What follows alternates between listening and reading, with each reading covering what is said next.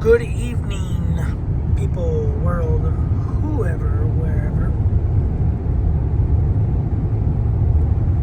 Welcome back to Half Fast 719. Sorry, I was getting a text. Anyway, welcome back. I am driving home. It is 8:03 in the PM. And, I am Beaver, Utah. Anyway, I could be home at 12:50 in the morning. However, I'm going to stop in the hottest place possible, Mesquite again. I think it's supposed to be 108 at 10 p.m. So, in a little while that will roll back. So whenever I get through Arizona into Nevada, where I'm gonna stop, it'll be an hour less. But I still have an hour and a half before I get there. So technically, it'll probably be, I think 8:30 is when I'll show up there. I gotta get gas for the car, gas for the tanks, gas for the generator. I'll get that in Arizona, between Nevada and Utah, right after the Virgin River Gorge, or before the Virgin River Gorge if you're coming north on the 15. Anyway, I'm gonna top off the generator because I'm gonna be running it tonight to sleep with the air conditioner not on the car, AC in the back. Back there. Anyway, the good thing is I didn't have to run it at all this week, the AC. Temps were at night like in the mid to high 60s. I think one night it was like 72. So all I did was turn the fan on that Zero Breeze Mark II. So I just turned the fan on and I'll be out cold. And it was some good weather this week. Anyway, I got some plans this week when I get home. Obviously, I'll have to take the gas out of the gas cans, put it in this car. I'll probably take the gas cans and everything off. Leave them in the garage. The generator, I was going to change the oil in the generator, but I ended up doing it last night. I think I need to get a bigger generator.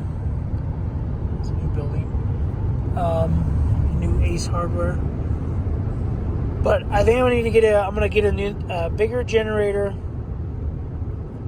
for a couple reasons. Because this one's 1,600 watts max and 1,200 watts consistently. My Blue Eddy charging or whatever power station, that will charge at like 200 to 300 watts per hour. On silent mode, they call it. But if I do standard charging, it wants to charge at 11 to 1,200 watts. Well, that generator just and then dies off. It says overload. So I think I should have just got the 2,000 watt generator to begin with. But I can use this one in a shipping container, or I could take it with me. I don't know. If I go start doing some skid steer work or something, and I have to bring something, I don't know, a battery charger, who knows. But it'll be just an extra generator to have something light, quick, to throw in the truck. But also, it is August something, 11th, and I think next month it starts to get cooler, so I probably won't need the generator, and I probably will not need,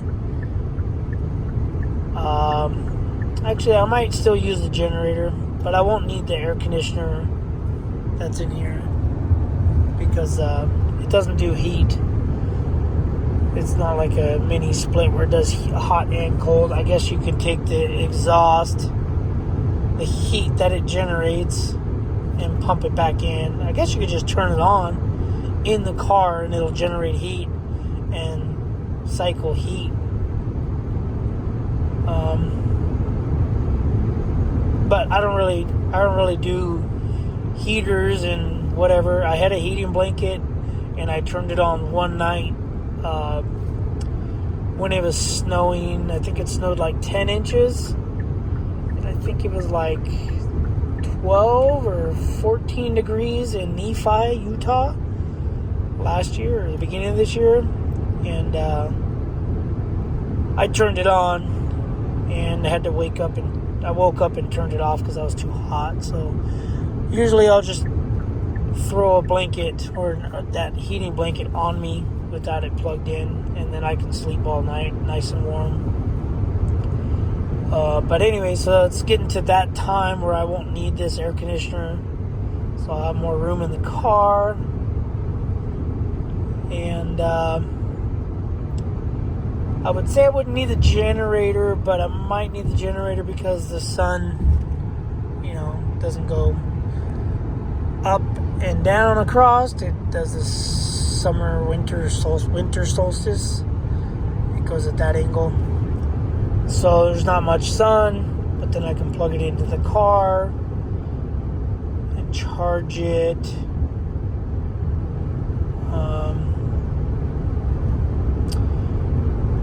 So yeah, we'll see. I'll play it by ear. I'll probably keep it on the car. Yeah, I'll probably just keep it on the rack with the gas cans. That gives me, something to do on the way there, on the way back, or whatever. But anyway, yeah, the generator's got 33 hours. It had 33.1 hours when I changed the oil yesterday. And I just put the Mobil 1 full synthetic extended life with some Pro Lube, stuff you see on YouTube, Instagram. Paul from Pro Lube. Anyway, so it has like 1 or 2 ounces of that inside the 3/4 of a quart, I believe, of oil, or half a quart of oil. Also want to get a bigger one. I don't really need it, but it'd be nice to get the bigger one so I can run the AC longer for next summer, or maybe this summer's gonna still be hot, I don't know, or this fall. I know it'll be hot in Southern California. Like I said, where I'm stopping in Mesquite, Nevada, it's supposed to be 108 degrees at 10 p.m. I think it was 117 today there. By my house, I believe it was 101. So, but I don't plan on working down there anywhere. So, anyway, I gotta find another generator either at home or when I come back up to work. Or I'll take this one off before I come up, and then I'm gonna come up and I'm gonna buy one from Walmart, the Pulsar 2000 or 2200, whatever it is. I'll probably end up buying that one. It's just hard to find one that's good with the box configuration I got, because right now I have the generator on this side, because when I had it on that side, the controls and the on and off switch, all the little waterproof things were melting because the exhaust is on that side of the car. So as I'm driving, there's no airflow, so all that heat was just hitting it. So a guy at work's like, why don't you just switch it over there? I was like, because then I can't reach the choke. I can't reach the gas on and off, and then, but I can reach the pull start, barely. So I just have to pull it a couple extra times without putting the choke on. I leave the gas on, and yeah, especially since I'm just using it for the week, and then when I get home, I can turn the fuel off and run it out of fuel. But anyway, now it's on that side of my car, and yeah, now I want to get a different one, but whatever. Can use that one as a backup for something, or I don't know. So yeah, with the other ones, if I were to stick it on this side, the pull start's in the front, so I won't be able to pull start it. What I can do though is I can take the box with my gas cans, spin it around, and put it towards the back, and then I'll have room for the pull start there. So anyway, we'll see. There's a couple on Facebook Marketplace. They're used. They're low hours. I think one has like 10 hours or something. And the guy wants to get rid of it, but he won't respond. And it's remote start. It's a little key fob thing. And you can remote start it, I think, on your phone. Remote start it by hand. And then turn it off. So if I go to a place, I usually don't have the wire running out the car anyway. Sometimes, like tonight, I'll have to run it out the window with all the ducting and stuff, and then run the cord out. I run the cord up on the roof rack and then down to the generator. I don't know how that's going to work now, because that was when it was on that side, and now it's on this side. So now I got to go loop around farther. So anyway, yeah, our work week wasn't all that great. Not productive at all. We have a backhoe that's broke down. Our work truck with all the tools on it, it blew up the fan clutch on Saturday. And a truck we were using today started dumping coolant, and our boom truck has to go in for some boom or pulley. They want to configure it instead of a 3-way where the cable goes 3 loops, 3, 1, 2, 3 pulley. They want to route it so it just goes 2, 1, 2, and then down. Anyway, because the boom's faster. So we are going to have to do that. I got to call them tomorrow and confirm, because they're closed. Anyway, they're closed when I got off work today.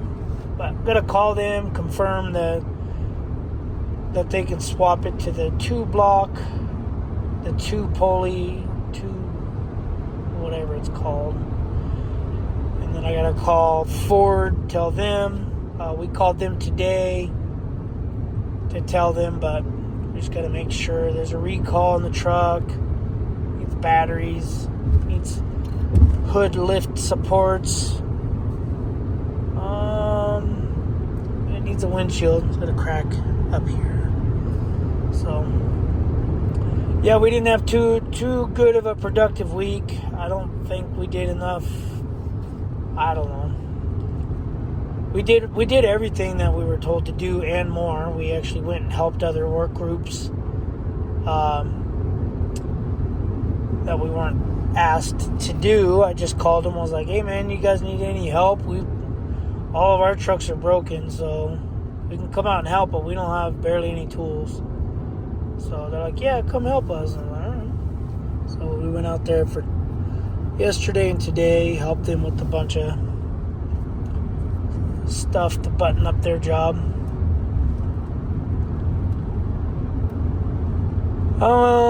Yeah, I really don't. It's just when I get home, we're gonna go into town, probably Sam's Club, get some meats to smoke. We'll probably go... I won't buy another chuck roast. Chuck roast, kind of messed my stomach up. I'm not a smoker chuck roast person. I'll stick to pork butt, pork baby back ribs, tri-tip. Who knows, I might buy a brisket. I might do a brisket. I don't know, man. I'm too scared to do a brisket, but I might just buy one. Yeah, and then hopefully I can get that skid steer up and running. That's my main... Man, I could not stop thinking about that stupid skid steer all week. Because every day I wanted this. I just want to go home. I'll take vacation, go get this skid steer going. Every morning, I'm like, man, truck broke down. We're not going to do any work. I'll just go home. I'll go fix this skid steer. But would have been a lot of money lost. So, yeah, I just got to throw some, I got to throw coolant in it, but I want to flush it. So we might get some distilled water at Sam's or some distilled vinegar. I want to flush the engine. I want to flush the radiator and the heater core.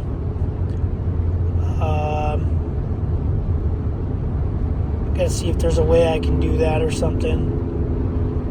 I kind of want to leave it running, let the engine run while it's flushing, or let it do its thing, then throw some coolant in it. I already have the coolant.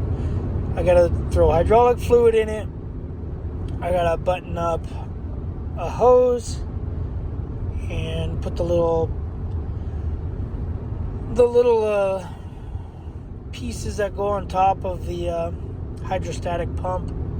I gotta put those on, adjust the arms for the drives, and then if everything works and if it sounds good, so I'm gonna start it, let it run with nothing, not on the tracks, not on the ground. Let it run, and then I'm gonna pull that filter, throw a new filter on there, and then I'll probably put the tracks on. Throw the tracks on. I'll run the tracks by themselves. Might let it run or idle for 10-15 minutes, I don't know, and change the filter again. And then yeah, I'll probably change the filter and the fluid, the second filter, and then I'll put new fluid in there with a new cat filter. I ended up ordering another cat filter, so now I got two cat filters, the big high volume ones, low micron. I think it's like down to 2 microns or something. But we'll throw that on there. I'll run it for an hour, and then I'm going to change it again. I'm going to change the fluid and then change that filter. I think that's my plan right now, but plans change. So, what's going on with this car? The car's ripped off. And then if I get it running, I might just grade the yard a little bit, drag some dirt, move some branches before I, hook it up to a shipping container and try to move it. I do have shipping container wheel/axles coming, so that when we get the other shipping container, once I clear that spot, I'm going to have somebody just drop a shipping container off. I'll level the dirt. I want to put some timbers on it, under it. Not railroad ties, because I hate railroad ties. Like, I can't stand the smell. Like, people are like, oh, just put railroad ties under it. You can get railroad ties for free, I'm sure. Like, yeah, I probably could get a ton of free railroad ties, but I don't want. And it would probably be better because it has a creosote soaked into it, but I'm just going to get some pressure treated. I don't want ties, railroad ties, because they're, 9 inches tall, 10 inches wide, and I'd have to line the whole thing. I don't know. I don't like railroad ties, so I'm just gonna get some, I don't know, 8x8 or 8x6 timbers. I can get that in, 10 or 12 foot long, and I'll just run it all the way around it, just for support, just in case the dirt settles or whatever. But anyway, all that isn't going to happen. But anyway, I got those axles and wheels so that you put them on one end and then you can lift. You can actually lift the other end with a truck. You can jack it up, and then they sell brackets or whatever that you can hook onto a hitch ball, and then you can drive it around when they're empty. So we'll probably get another shipping container. I'll throw the wheels on that. Use the skid steer to put that where I want it. Take all the stuff out of that shipping, the other one, move it to that one, or leave it out, and then move that shipping container where I want it, and then put everything back in it, or not everything, because that's going to be the wife's shipping container on the outside of the barn. And then this one will be like other stuff, just like whatever stuff, the toolboxes and stuff that I have in the one shipping container. All my stuff I sell on eBay.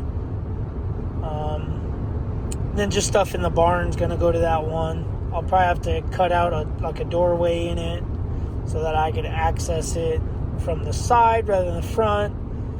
And then I think if there's room, the 2 dirt bikes will go in it.